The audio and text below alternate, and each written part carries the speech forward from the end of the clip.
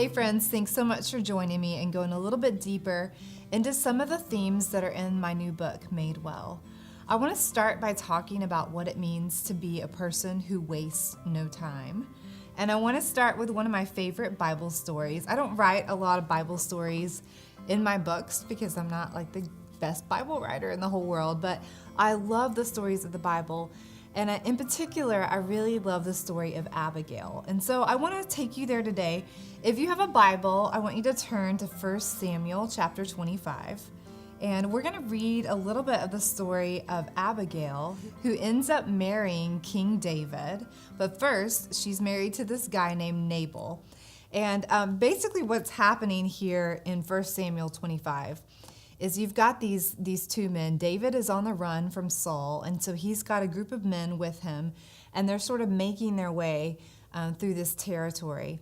You have another man named Nabal, and he's this like super rich, haughty, arrogant, apparently a very drunk man who gets drunk a lot. And so they encounter each other in this story here with Abigail. Okay, so it says that David encounters Nabal's men first. And when he does, he makes sure that they're taken care of, right? Their stuff isn't stolen. They have provisions, like things to eat and drink in their presence. He's just a good host. And so all of a sudden now, David comes into Nabal's territory and he encounters Nabal's men. And it's sort of time for the favor to be returned. And so David sends 10 men to Nabal and says, hey, while your guys were in my territory, we made sure they were totally taken care of. And now we're here and we're in your territory. Could you give us something to eat and just something to drink? This is Nabal's response. I love it. Verse 10, Nabal answered David's servants, who is this David? Who is this son of Jesse? Many servants are breaking away from their masters these days. Why should I take my bread and water and meat that I have slaughtered from my shears and give it to men coming from who knows where? David's men turn around. They go to tell David the message that this is what Nabal said. Like basically, who are you and why in the world would I give you anything? And David is so infuriated by this response that he decides he's going to respond in typical maybe male fashion, which is, I'm going to just murder all of you. And so this response to me is mind-blowing. He gets his feelings hurt. He's angered by Nabal's response, and he decides he's going to gather all his men, and they are going to kill every person in Nabal's family. The passage goes on to talk about David's plans for just complete and total and utter destruction. I love this, what happens next.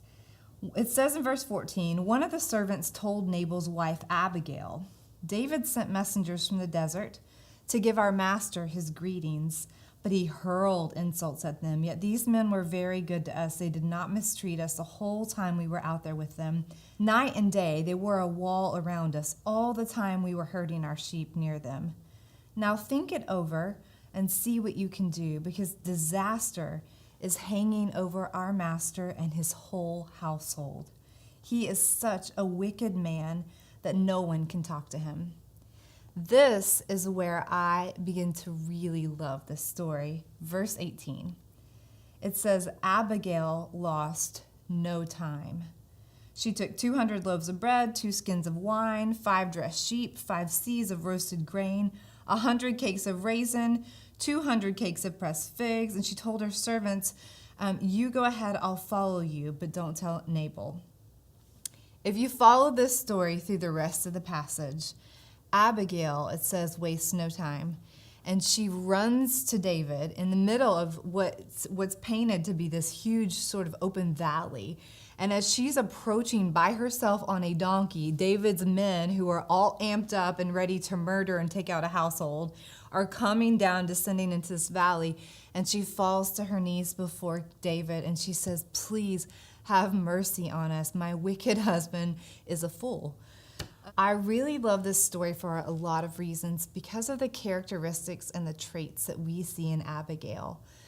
She's wise, she's smart, she uses a lot of wisdom and discernment. A lot of things have been said about Abigail, but what I love most about Abigail is that one verse, those 4 short words. Verse 18, Abigail lost no time. When I think about my own healing journey, I think about the people in my life who have wasted no time. They didn't call ahead to make sure they were coming at a convenient moment. They didn't wait till they were perfectly put together and had the right thing to say to me in the midst of my grief, in the midst of my suffering. They didn't wait till they had enough money to buy the perfect present. In the book, you're going to read and see the story of my sister Sarah and what it was like for our family to walk through the loss of her daughters, Maggie and Ellen. And I tell a story in the book about the first couple who came into the hospital room after Maggie and Ellen died. And how I will never, ever forget them because they were people who wasted no time. They didn't wait till they had a perfect present. They didn't even wait till they stopped crying. And when I stopped them at the door and I told them, the girls are still in the room with us. You might not want to come in. It's very disturbing. It's very heavy. She looked me in the eyes and she said, there's nowhere else I want to be. And she walked into that room with our family and she sat with us and she sat with these 2 little girls that didn't make it. And she cried and cried and her husband cried. And I'll always remember, I tell this story in the book, she goes, I have no words. I have nothing to say. And she just wept. And then she held out this box and she goes, silk pajamas? And she had brought this box of old lady silk pajamas from Dillard's because it was the only thing she knew to do. But when I think back to what was the hardest moment of my life sitting in that hospital room, I will always remember the people who wasted no time. I wonder in your life, who is it that has shown up for you and wasted no time? They didn't wait and check their schedules first and their kids' soccer schedule and their ballet schedule and make sure they had dinner prepared. They just dropped everything.